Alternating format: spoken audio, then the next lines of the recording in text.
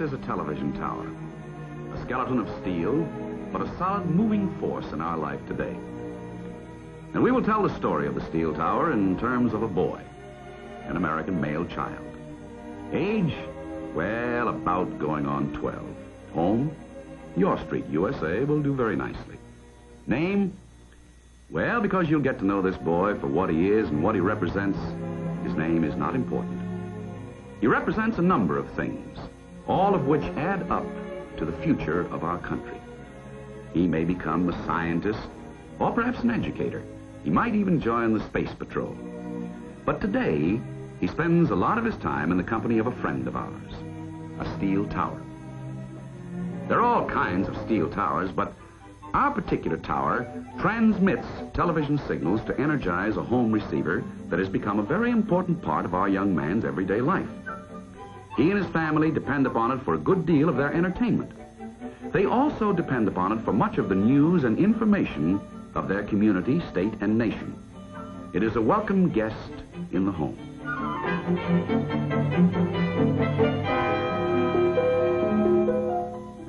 Our young man takes a shortcut home. And at the moment, it's hard to tell what he might be thinking. But we can tell you that he represents a constant challenge to all men everywhere who believe in freedom and truth. Specifically, this challenge is the day-to-day guidepost for responsible men in television broadcasting. Men who work in the shadow of the steel tower. Men who use it to distribute ideas and strengthen ideals. Today, our boy comes home in the sunshine of freedom and safety. He meets and plays with a familiar friend. In a moment, he will have another companion, our familiar guest in the house.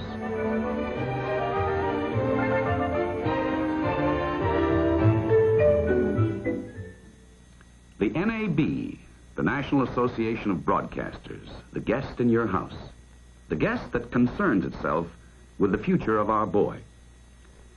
Because of its being, this boy will grow up acutely aware that there are forces at large alien to his way of life.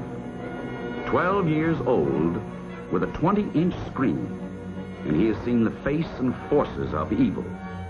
Communism is a word he is learning to understand. Moscow is a city he hears of often. Names such as Khrushchev, Bulganin, and Zhukov have meaning.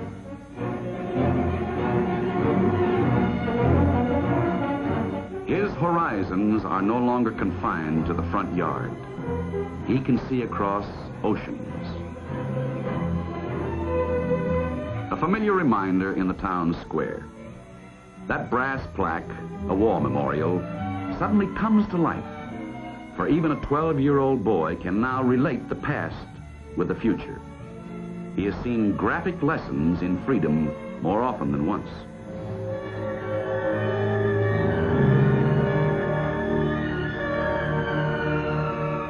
It is no longer true, nor will it ever be again, that a dogfight down the street is bigger news than a revolution in Hungary.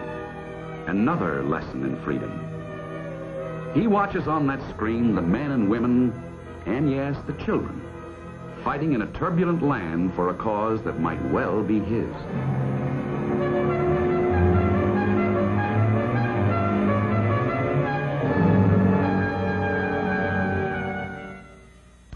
Our boy travels down a road on a sunny day, and without knowing it, has a lot of people working in his behalf. For one of the most detailed provisions of the National Association of Broadcasters Code deals with the treatment of news and public events.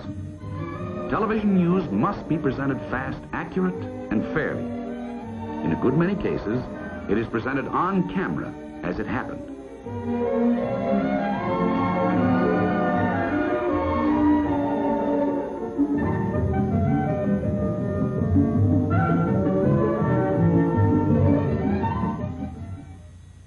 If our lad lived in Texas, he would have recently seen a typical example of local broadcaster responsibility and resourcefulness when disaster struck.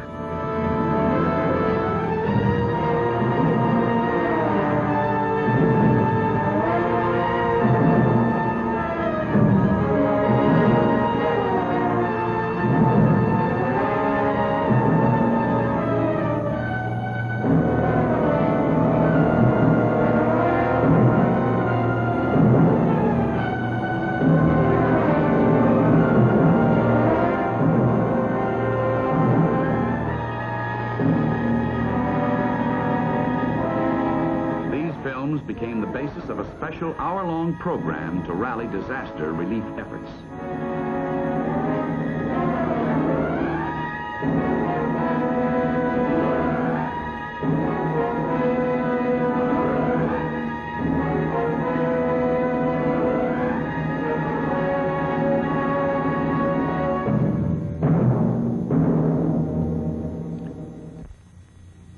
In another southwestern town, a local broadcaster pioneered actual coverage of a jury trial with an on-the-spot broadcast of a felony case. A dramatic, specific example of local broadcaster public service. Resourceful broadcasters have duplicated similar events from time to time when local bar associations and the court permits. In Colorado, a television station reported to the nation the day-by-day account of the bizarre and sordid crime of John Gilbert Graham, a man who sent an airplane to doom in the forlorn hope of profit. The case of the televised Texas trial and the extended coverage permitted the Colorado station illustrates how your Broadcasters Association is attempting and succeeding to cover courtroom news and for your right to see it. Our young man and others like him see many examples of commercial television acting on its own split-second initiative to bring to the audience a significant event as it happens. An enterprising broadcaster in Utah had his crew on the scene at a nearby prison riot, and it was there on television for the entire nation to see.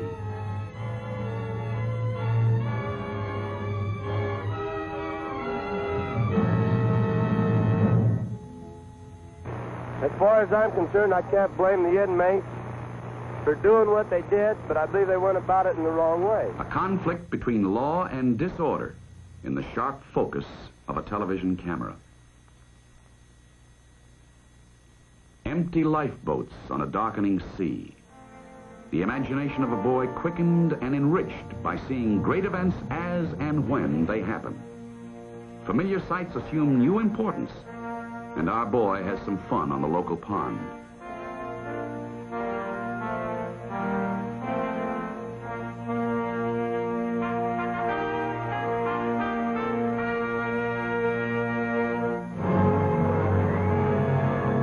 Witnessed on television by millions, that one awful moment in maritime history, when time and ocean stood still, when the majestic liner Andrea Doria hesitated as if pleading for mercy, rolled over and sank in a grave 15 fathoms deep.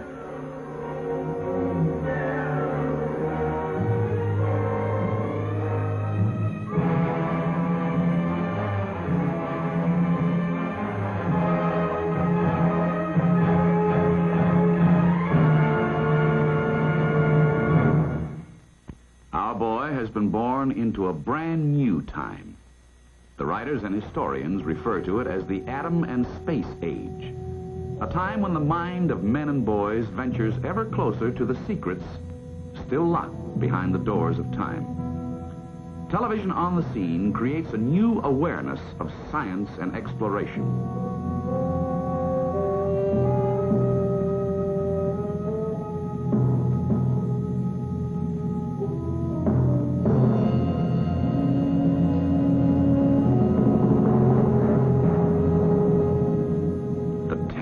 Mushroom cloud, and a little boy who may sometime tame it.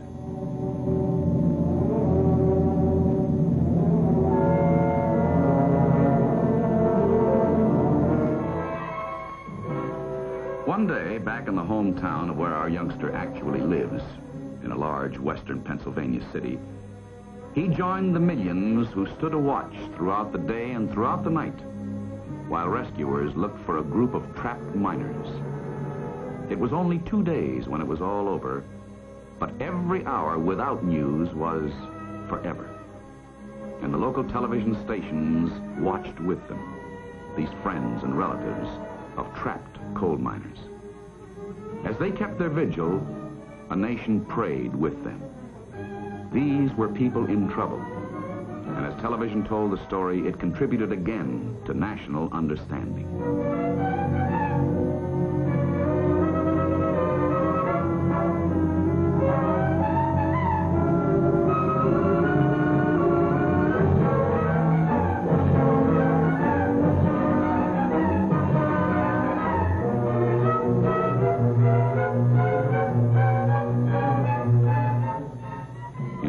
all over the country, others waited too.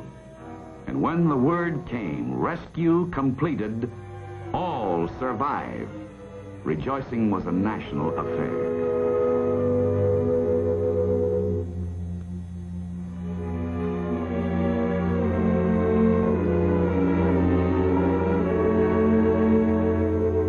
This is the story of a city in a shadow. A city faced with a serious dilemma. Overcrowded slum areas. Poor sanitation. No trash disposal. No playgrounds, trees, or just a little grass. Never any flowers. Just lots of people, lots of filth. These are representative scenes of a major motion picture effort on the part of a large New England broadcaster to bring home to his audience the importance of urban renewal. And if our young lad had been in the audience that night, he would have shared the broadcaster's concern. This concern was so great that following the broadcast, shown in commercial evening time when the most number of people could see it, the local Chamber of Commerce got behind the effort with a maximum urban renewal campaign and the necessary wherewithal. The legislation, appropriations, and urban planning is all in the works, thanks to a responsible broadcaster meeting his community and audience responsibilities. Other broadcasters across the nation perform in similar fashion, for the NAB rules and regulations contribute to this understanding.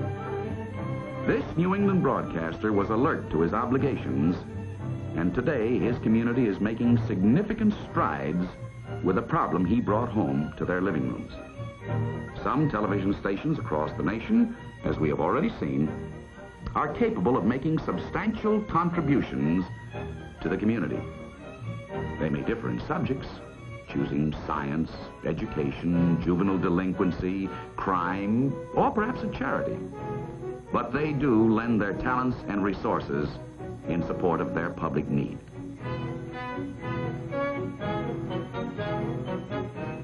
Not all television stations belong to the NAB. Some do not qualify.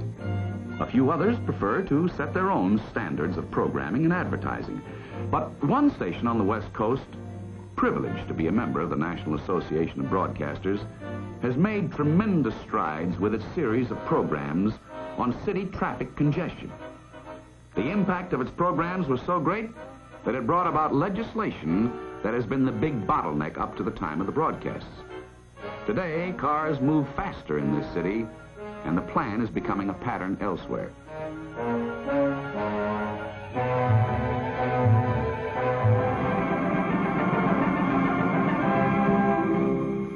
You might ask, what were little boys born for?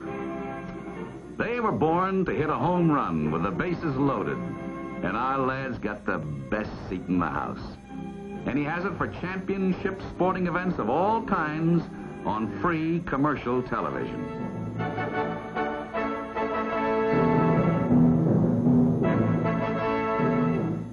There are times, too, when we turn that knob and we see on the screen an event that has taken place thousands of miles away.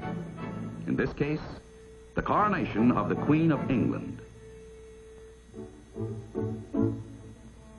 And a little boy discovers that the world at large seems even smaller. He might be wondering what would happen if someone tripped or the crown fell. But confidentially, so did I.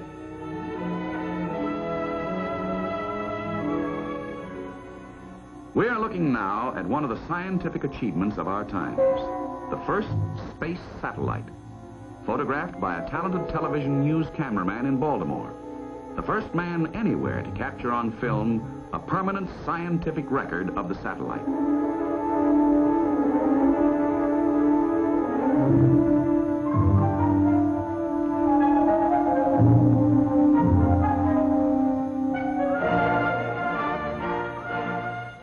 A moment ago, a coronation, and everyone knew who would get the job. But for a 12-year-old boy who wants to be president, this is where you start.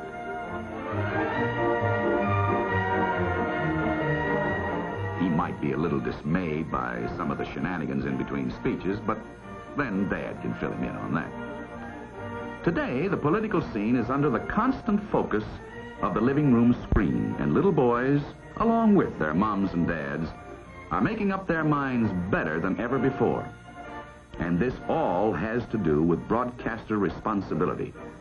For the NAB code clearly states that, and I'll quote here, a television broadcaster has an affirmative responsibility at all times to provide coverage consonant with the ends of an informed and enlightened citizenry.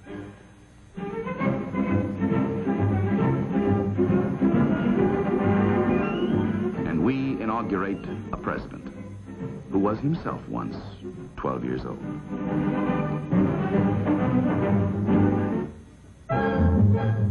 Don't be dazzled by the glitter, because the glitter is almost always there. Yes, our medium is an entertainment medium, a commercial, advertising, and free entertainment medium. And it's all the stars and all the shows of the networks, local affiliates, and independent stations that makes possible this exciting and wonderful gift we call television. It has given us Omnibus, See It Now, and Disneyland, Perry Como, Ed Sullivan, and Frank Sinatra, and all the other talented stars that makes our screen glitter with a dazzling brightness.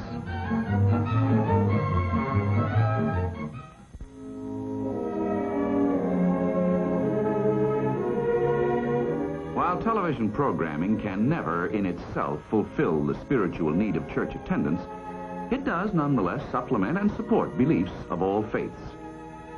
Your NAB member station meets this responsibility. You can help them improve this service by calling on them with suggestions for additional improvement. They welcome these suggestions.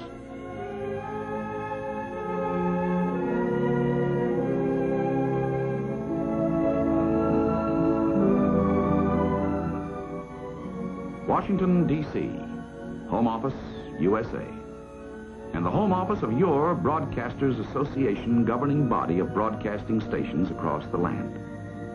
Stations who have voluntarily banded together to assure the American television public that your television set will always be a welcome guest in the house.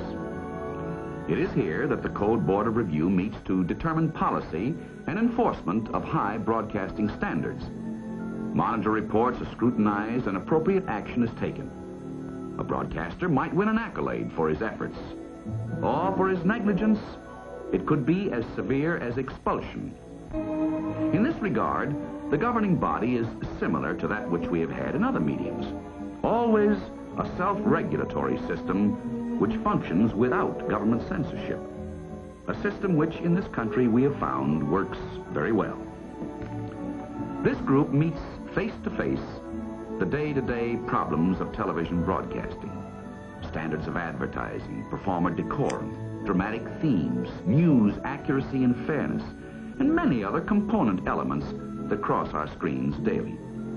Implementing their decisions is a permanent staff which keeps abreast of broadcast practices. Perhaps it sounds like a lot of administrative routine behind all the glitter, but the truth is, these people are not any different than you and I. You see, they have youngsters like the boy in our show, and like the boy in our show, their children watch and are responsive to television. An American teacher then, without hesitation, uses television as a teaching tool.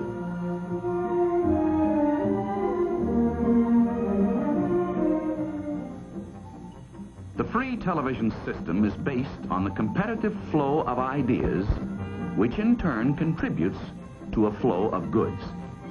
The economists tell us this is the basis of free enterprise and in turn is fundamental to a democratic system. Our way of life, then, is based on standards of quality and taste, even though appetites change.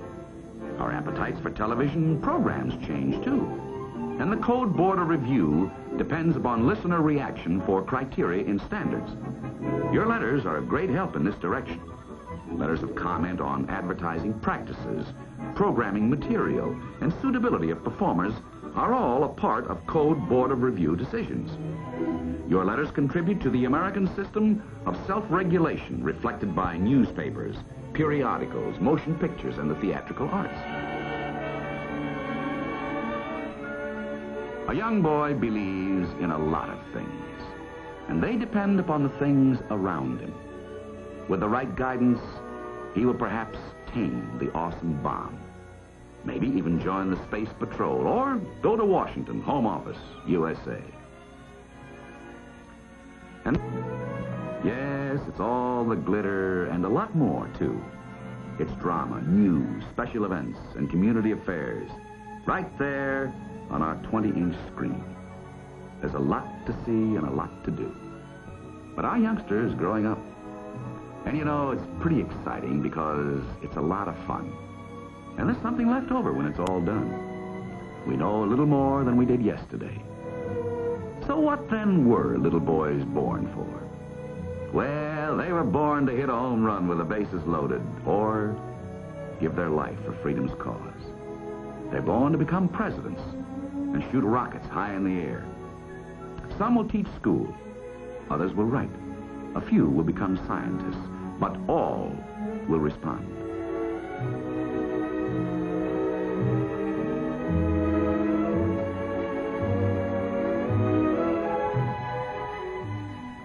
A familiar sight.